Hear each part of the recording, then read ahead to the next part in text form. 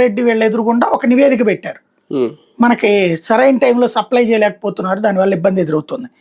దానికి గాను తీసుకొచ్చినటువంటి విధానం ఏంటి అంటే చిన్న చిన్న కంపెనీల నుంచి అయినా తీసుకోవచ్చు అన్నట్టు. అట్లాగే కొన్ని కిలోమీటర్ల దూరంలో అన్నప్పుడు ఒక 3-4 బడా కంపెనీలకు మాత్రమే సప్లై చేయగలుగుతున్నాయి. వాళ్ళ దగ్గర లేకపోతే లేదు. వాళ్ళది ట్యాంకర్ పంపించాక ఇక్కడ అది రిజెక్ట్ అయింది అనుకోండి, ఇమీడియట్ గా ఏది దొరకదు. అప్పుడు ఇమీడియట్ గా సప్లై చేసుకోవడానికి ఇట్లాగ చిన్న చిన్న కంపెనీలు ఇమీడియట్ తీసుకోవడానికి, అది వైష్ణవినా ఇట్లాంటివన్నీ, సంఘం అయినా ఇట్లాంటివి. అదే పెద్ద పెద్ద దాంతో పాటు పెద్దది బాగా క్వాలిటీది వస్తుంది అన్నప్పుడు వేరే కిలోమీటర్లు ఎక్కువైనా సరే దూరం నుంచి అయినా తెప్పించాలి. ఇది అప్పుడు చేసింది.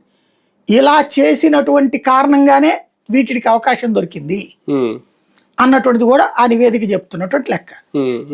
ఈ నివేదికల తర్వాతన ఈ వాళ్ళ దగ్గర ఆ డైరీల దగ్గర పాలు కొన్నటువంటి దాఖలా లేదు అన్నటువంటి నివేదిక ఉంది.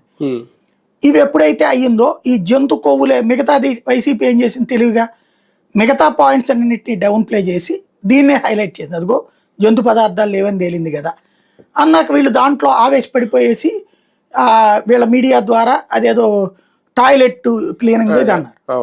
ఇది జనాలలో ఇంకొంచెం అసహ్యం అయిపోయింది, పబ్లిక్ లో నెగిటివిటీ అయిపోయింది. టాయిలెట్ ది తాగుతారా, తింటారా ఎవడన్నా అసలు